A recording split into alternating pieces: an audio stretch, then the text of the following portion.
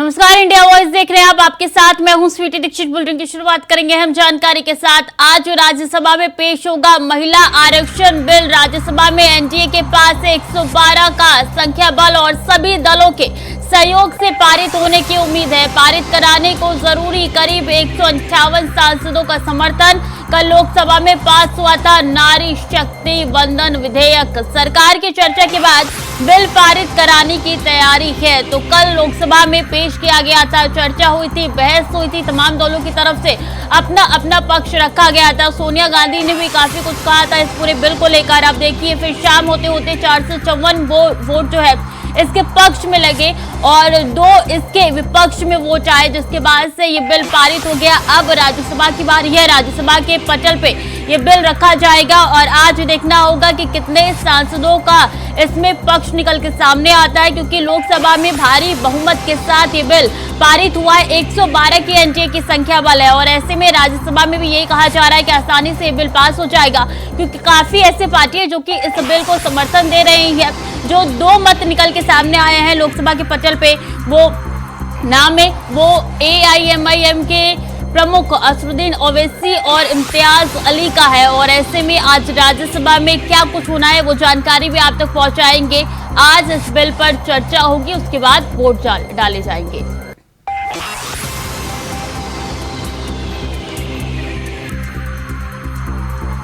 तो आज राज्यसभा में पेश होगा महिला आरक्षण बिल। बता दें कि आज राज्यसभा के पटल पे महिला आरक्षण बिल रखे जाने हैं। राज्यसभा में एनडीए के पास 112 बहुमत है, संख्या बल है और ऐसे में सभी दलों के सहयोग से पारित होने की उम्मीद है इस बिल को। बता दें कि कल लोकसभा के पटल पे रखा गया था, बहस हुई थी, चर्चाएं हुई थी। आज भी राज्यसभा में इस पे बहस संभव है। कहा यह जा रहा है राज्यसभा में भी आसानी से पारित हो सकता है।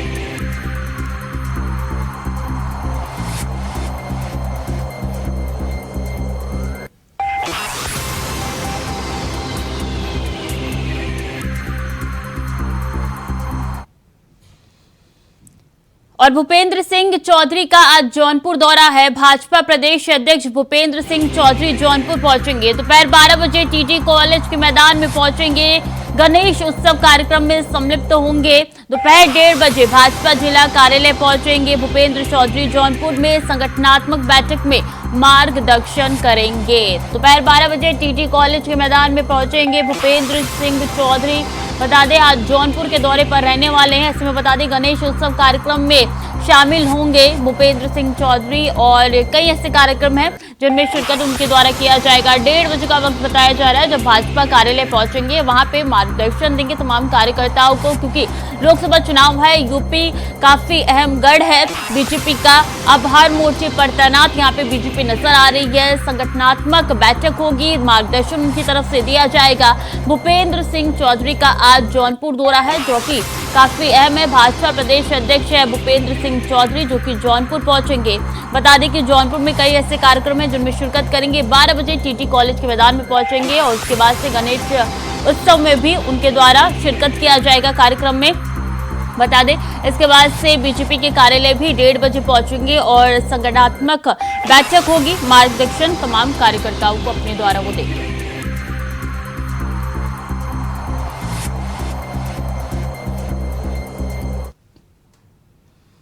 और संसद के विशेष सत्र के तीसरे दिन बुधवार को लोकसभा में महिला आरक्षण बिल नारी शक्ति वंदन विधेयक पास हो गया। पर्ची से हुई वोटिंग में बिल के समर्थन में 454 और विरोध में 2 वोट डाले गए।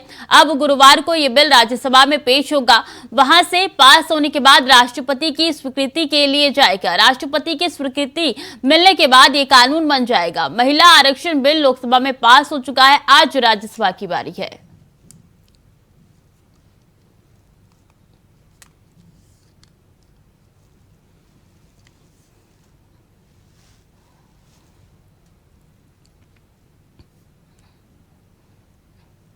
वहीं अमित शाह ने कहा कि यह आरक्षण सामान्य एससी और एसटी में समान रूप से लागू होगा।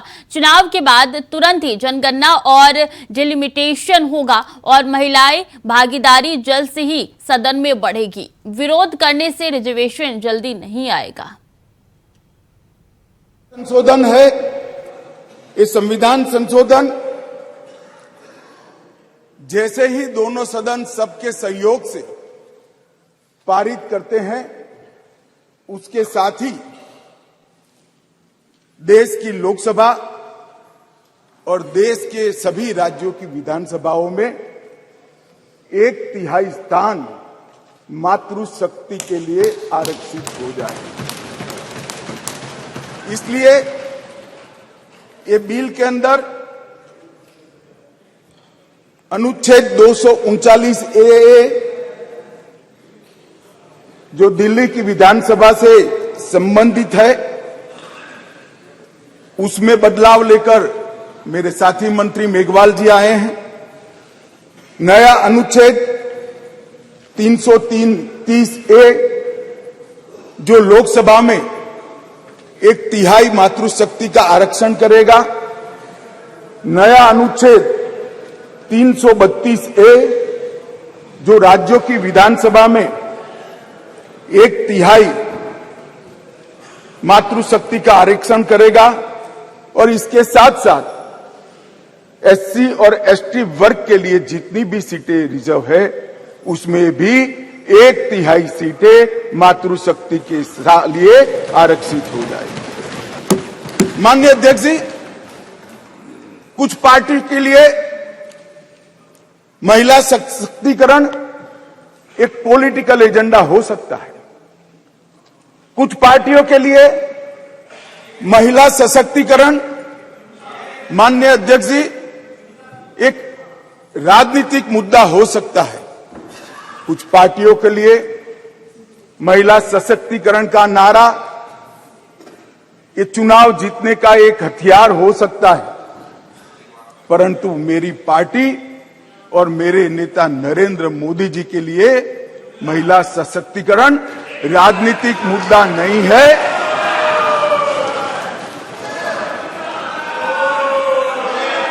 फिर से सुनिए, मेरी पार्टी और मेरे नेता नरेंद्र मोदी जी के लिए महिला सशक्तिकरण राजनीतिक मुद्दा नहीं, मान्यता का सवाल है, मान्यता का सवाल। कि अभी जो विद्यमान संविधान है उसमें 3 कैटेगरी के सांसद यहां चुनकर आते हैं। एक सामान्य कैटेगरी से आते हैं, जिसमें हमारे ओबीसी भाई भी होते हैं, बहनें भी होती हैं। दूसरा SC कैटेगरी से आते हैं और तीसरा ST कैटेगरी। अभी ये 3 ही कैटेगरी उपलब्ध है मान्यवर। ये तीनों कैटेगरी में हमने 33% रिजर्वेशन माताओं का कर दिया है। और जहां तक सवाल है कि ऐसा क्यों किया, जो आगे मैंने कहा कि डिलिमिटेशन कमीशन क्यों बनाया, प्रोविजन क्यों रखा है और 2026 क्यों, मैं अब इस पर आता हूं मान्यवर। अभी जो संविधान संशोधन आया है, इसमें आर्टिकल 330A और आर्टिकल 332A इसके माध्यम से वुमेन रिजर्वेशन का प्रोविजन हमने किया है। और इसी के साथ साथ तीनों कैटेगरी में, सामान्य कैटेगरी में, SC कैटेगरी में और ST कैटेगरी में वर्टिकल रिजर्वेशन देकर 1/3 सीटों को महिलाओं के लिए, माताओं के लिए आरक्षित करने का काम ये संविधान संशोधन जो मेघवाल जी लाए हैं उसको लेकर आए हैं। मान डिलिमिटेशन कमीशन को पहले हम समझ लें। डिलिमिटेशन कमीशन हमारे देश की चुनाव प्रक्रिया को निर्धारित करने वाली एक महत्वपूर्ण इकाई का कानूनी प्रावधान है और वो अपॉइंटमेंट से होती है, मगर वो क्वासा जुडिशियल प्रोसीडिंग्स होती है। इसकी अध्यक्षता सुप्रीम कोर्ट के रिटायर्ड जज करते हैं। इसके अंदर चुनाव आयुक्त के एक प्रतिनिधि भी होते हैं और भी 2-3 संस्थाओं के प्रतिनिधि होते हैं जो चुनाव की प्रक्रिया के साथ जुड़े हुए होते हैं। और इसके कानून के तहत सभी मान्य राजनीतिक दलों के एक सदस्य भी उस डिलिमिटेशन कमीशन के मेंबर होते हैं। अब 1/3 मान्यवर 1/3 सीटों का रिजर्वेशन करना है, तो वो सीटों कौन तय करेगा? ये जो कह रहे हैं क्यों नहीं कर देते, कौन करे? हम करें। और फिर वायनाड रिजर्व हो गया है तो आप क्या करोगे? हमको कहोगे कि भाई पॉलिटिकल कर दिया। ओवैसी साहब नहीं, अगर हैदराबाद रिजर्वेशन होगा, रिजर्व हो गया तो कहोगे कि भाई पॉलिटिकल रिजर्वेशन कर दिया। इसलिए ये बहुत अच्छा है कि ये डिलिमिटेशन कमीशन जो क्वासा जुडिशियल प्रोसीडिंग से चलता है, हर राज्य में जाकर, हर क्षेत्र में जाकर ओपन हियरिंग देकर ट्रांसपेरेंट पद्धति से इसका नीति निर्धारण करता है, वो डिलिमिटेशन कमीशन से इसका निर्धारण हो। इसके पीछे केवल और केवल पारदर्शिता का ही सवाल है मान्यवर। और दिल्ली में नई संसद भवन की तर्ज पर अब उत्तर प्रदेश में भी नई विधानसभा बनाई जाएगी। बताया जा रहा है कि पूर्व पीएम अटल बिहारी वाजपेयी की जयंती पर नई विधानसभा की आधारशिला रखी जा सकती है। इसके निर्माण कार्य में करीब 3000 करोड़ रुपए खर्च होने का अनुमान जताया जा रहा है। इस नए भवन का निर्माण निरामन, दारुशफा और आसपास के क्षेत्र को मिलाकर होगा। जानकारी के मुताबिक प्रदेश की योगी सरकार राजधानी लखनऊ में नई विधानसभा बनाएगी। दिसंबर 2023 में इसकी आधारशिला रखी जा सकती है और 2027 से पहले इसका निर्माण कार्य भी पूरा कर लिया जाएगा। सरकार 25 दिसंबर 2023 को अटल जी के जन्मदिन पर पीएम मोदी से इसका शिलान्यास कराना चाहती है।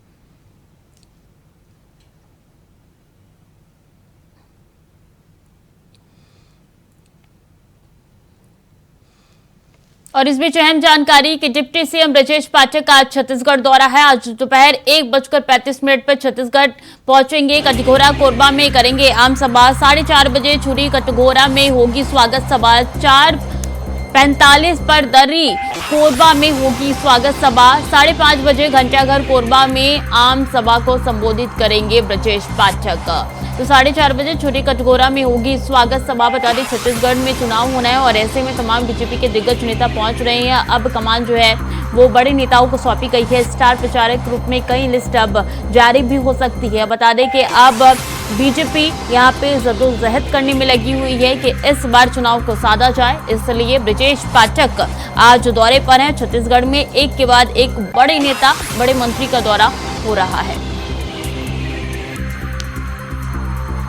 दोपहर 1:30 बजे के करीब कटघोरा कोरबा में करेंगे आम सभा ब्रजेश पाठक। 4:30 बजे छुरी कटघोरा में होगी स्वागत सभा। बता दें कि आज छत्तीसगढ़ के दौरे पर डिप्टी सीएम ब्रजेश पाठक रहने वाले हैं। ऐसे में 4:45 पर दर्री कोरबा में होगी स्वागत सभा। तो ये तमाम कार्यक्रम है जिनमें शिरकत करेंगे ब्रजेश पाठक। 5:30 बजे की बात की जाए तो घंटाघर कोरबा में वो आम सभा करेंगे और संबोधन भी उनके द्वारा दिया जाएगा। तो डिप्टी सीएम ब्रजेश पाठक छत्तीसगढ़ के दौरे पर आज रहने वाले हैं। काफी महत्वपूर्ण ये दौरा उनका माना जा रहा है। कई ऐसे कार्यक्रम है जिनमें शिरकत करेंगे डिप्टी सीएम ब्रजेश पाठक।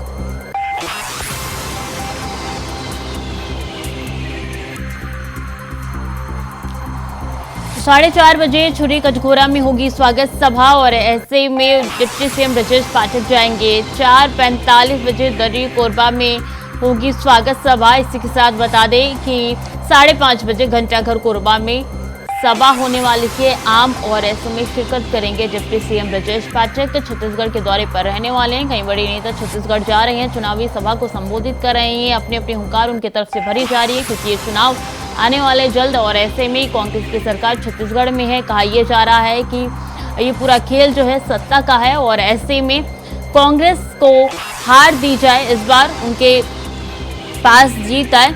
इसी की जद्दोजहद में तमाम बीजेपी के नेता और बड़े अधिकारी लगे हुए हैं।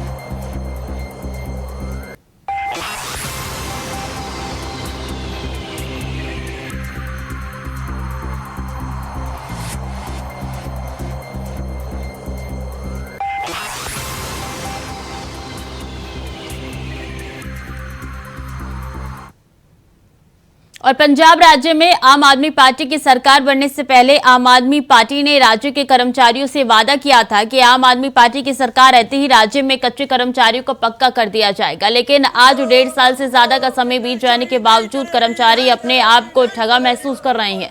तो वहीं आए दिन कर्मचारी कहीं ना कहीं रोष प्रदर्शन कर रहे हैं। बता दें कि पंजाब रोडवेज के पनबस कर्मचारियों ने रोष स्वरूप धरना प्रदर्शन किया।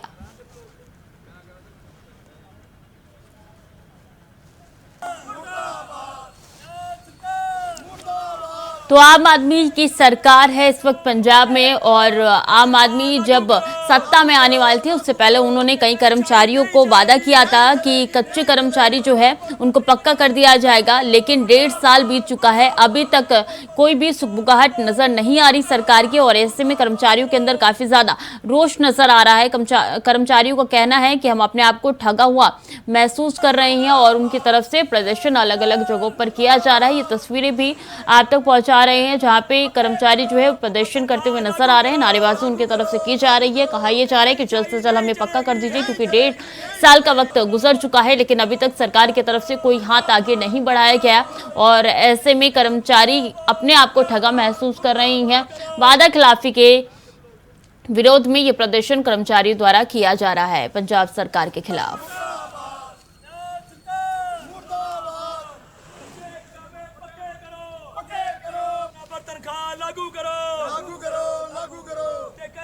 नहीं चलेगी, नहीं चलेगी, नहीं चलेगी।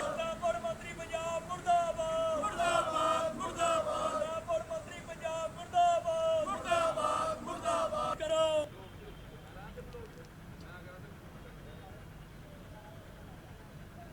मुर्दाबाद, मुर्दाबाद। पक्के करो, पक्के करो। तनख्वाह लागू करो, लागू करो, लागू करो। शाही नहीं चलेगी, नहीं चलेगी, नहीं चलेगी। मंत्री पंजाब मुर्दाबाद, मुर्दाबाद, मुर्दाबाद। मंत्री पंजाब मुर्दाबाद, मुर्दाबाद, मुर्दाबाद करो।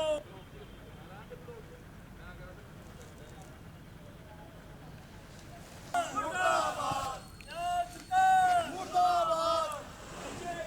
पक्के करो, पक्के करो। और दिल्ली में दृश्यम फिल्म जैसा एक कांड देखने को मिला है। दिल्ली में एक सीनियर सर्वेयर की हत्या में पुलिस ने खुलासा किया है। पुलिस ने सर्वेयर के सहकर्मी अनीश को हत्या के मामले में गिरफ्तार किया है, वहीं उसे जेल में भी भेज दिया गया है। पुलिस के मुताबिक पैसे के लेन देन के चलते महेश की हत्या की गई और उसके शव को अनीश ने अपने ही फ्लैट में दबा दिया।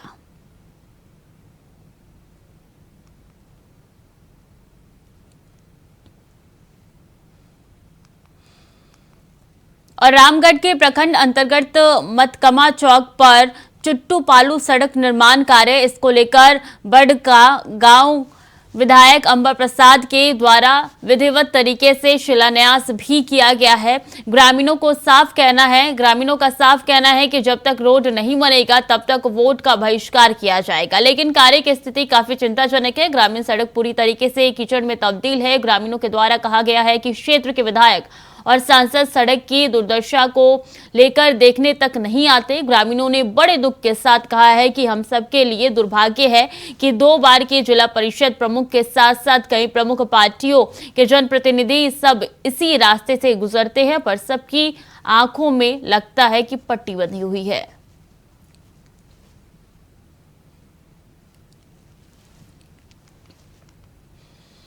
बीते कई महीनों से जिला रसद विभाग की कार्यशैली पर सवालिया निशान लग रहे थे, जिसका प्रमाण बुधवार को देखने को मिला, जिसमें चित्तौड़गढ़ जिले के करीब 873 राशन डीलरों का कमीशन 9 माह से नहीं मिला है। वहीं 3 महीने का कमीशन रसद विभाग के अधिकारी और कर्मचारी की लापरवाही के चलते लैप्स हो गया है, लेकिन जिला रसद अधिकारी अपनी गलती को स्वीकार करने को तैयार नहीं हो रहे हैं और मामले को गोलमाल करने में लगे हैं। इसी के विरोध में जिले के समस्त राशन डीलरों ने केंद्र और राज्य सरकारों की समस्त योजनाओं का लाभ देने से इनकार करने के साथ कार्य बहिष्कार कर दिया। उनका कहना था कि जब तक कमीशन नहीं तब तक काम नहीं किया जाएगा। अप्रैल का आधा आया है, मई का पूरा बाकी, जून जुलाई अगस्त सितंबर 5 महीने ही है, 5 और 4 9 महीने कमीशन बाकी है। इनकी तरफ से 4 महीने या 5 महीने बोल रहे हैं। ठीक नहीं, हक मांगते, ठीक नहीं, हक मांगते, ठीक नहीं, हक मांगते। 4 महीने तो ये हो गए, अप्रैल का आधा आया है, मई का पूरा बाकी, जून जुलाई अगस्त सितंबर 5 महीने ही है। और झारखंड के पाकुड़ में 2 महीने से राशन नहीं मिलने से दर्जनों ग्रामीणों ने हिरनपुर महेशपुर मुख्य सड़क को किया जाम। राशन नहीं मिलने से नाराज दर्जनों राशन कार्ड धारकों ने बुधवार को हिरनपुर थाना क्षेत्र के डांगापाड़ा शहर ग्राम मुख्य सड़क को आसलजोला के समीप जाम कर दिया, जिस कारण कई गाड़ियां जाम में फंसी रही। सड़क जाम कर रहे राशन कार्ड धारक ने बताया कि उन्हें अगस्त और सितंबर महीने का अनाज अब तक संबंधित डीलर द्वारा नहीं दिया गया है, जिस कारण हम लोगों के समक्ष भुखमरी की स्थिति पैदा हो गई है।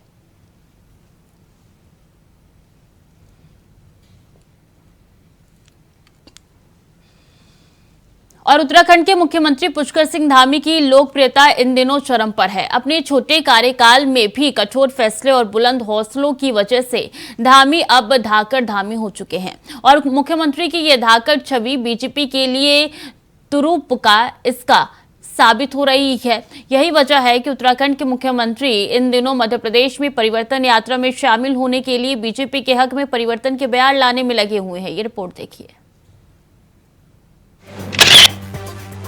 सीएम धामी के एमपी में बुलडोजर से पुष्प वर्षा हुई है, जिससे धामी के उत्तराखंड में अवैध अतिक्रमणों के खिलाफ की गई बुलडोजर कार्रवाई के बाद से जोड़ा जा रहा है। चुनाव प्रचार के बीच मध्य प्रदेश पहुंचे सीएम धामी का खुरई विधानसभा में भव्य स्वागत किया गया, जिससे सीएम भी गदगद नजर आए। सीएम धामी ने इसके लिए जनता का आभार भी जताया है। रोड शो में सीएम धामी के साथ मध्य प्रदेश के सीएम शिवराज सिंह चौहान भी मौजूद रहे। शिवराज ने भी धामी की जमकर तारीफ की। उन्होंने कहा कि धामी ने देवभूमि की तकदीर और तस्वीर दोनों बदल दी है। वैसे आपको बता दें कि बुलडोजर बाबा के नाम से फेमस यूपी के सीएम योगी आदित्यनाथ के बाद अब सीएम धामी का उत्तराखंड में अवैध तरीके से बनाए गए अतिक्रमणों पर बुलडोजर गरज रहा है, जिसके बाद से धामी के फैसलों और उनके सख्त कदमों से हर कोई उनकी तारीफ कर रहा है। इसी का नतीजा है कि उनके ऐसे कदमों से पूरे देश में चर्चे हैं। मुख्यमंत्री पुष्कर सिंह धामी की बढ़ती लोकप्रियता पर भले ही भाजपाई गदगद नजर आ रहे हो, लेकिन कांग्रेस सीएम को सलाह देती हुई नजर आ रही है। कांग्रेस को हमारे यशस्वी मुख्यमंत्री माननीय पुष्कर सिंह धामी जी की जो लगातार देश के अंदर लोकप्रियता बढ़ रही है और जिस प्रकार से जो कार्य उन्होंने प्रदेश के विकास के लिए किए हैं, जो ऐतिहासिक कार्य उन्होंने किए हैं, जो अन्य राज्यों के लिए भी नज़ीर बने हैं, ऐसे कार्य करके जो लगातार धामी जी की जो पूरे देश के अंदर लोकप्रियता बढ़ रही है, उससे कांग्रेस परेशान है, हताश है और सिर्फ निराशाजनक बयान दे रही है। देखिए, अब ये भाजपा का अपना अंदरूनी मामला है। सीएम साहब भाजपा के स्टार प्रचारक भी हैं। आज के अखबार में पढ़ रहा था कि सीएम साहब की डिमांड बहुत है। उत्तराखंड के सीएम की अगर डिमांड है तो अच्छी बात है। दो सपूत उत्तराखंड में पैदा हुए हैं। एक उत्तर प्रदेश में मुख्यमंत्री, उनकी डिमांड है, दूसरी धामी जी की डिमांड है। लेकिन इतना है कि राज्य के हालात पर भी ध्यान देना चाहिए, राज्य की स्थिति पर भी ध्यान देना चाहिए। आपदाग्रस्त राज्य है अभी और तमाम समस्याएं यहाँ पर भी बनी रहती हैं। अगर मुख्यमंत्री जी दूसरे राज्यों के बजाय अपने राज्य में ध्यान देंगे तो और अच्छा रहेगा। मुख्यमंत्री पुष्कर सिंह धामी बेहतर काम कर रहे हैं और इन बेहतर कामों का नतीजा चुनाव जीतने के रूप में बीजेपी को मिलने भी लगा है। मुख्यमंत्री पुष्कर सिंह धामी इन दिनों अपने कठोर फैसलों के चलते देश भर में लोकप्रिय नेताओं की श्रेणी में शुमार हो चुके हैं। खैर, सियासत अपनी जगह है, मगर सवाल ये है कि क्या धामी की धमक का एहसास अब पूरे देश में हो रहा है। देहरादून से अभय कैतुरा की रिपोर्ट। तो फिलहाल के लिए बुलेटिन में इतना ही। खबरें लगातार जारी है, देखते रहिए इंडिया वॉइस।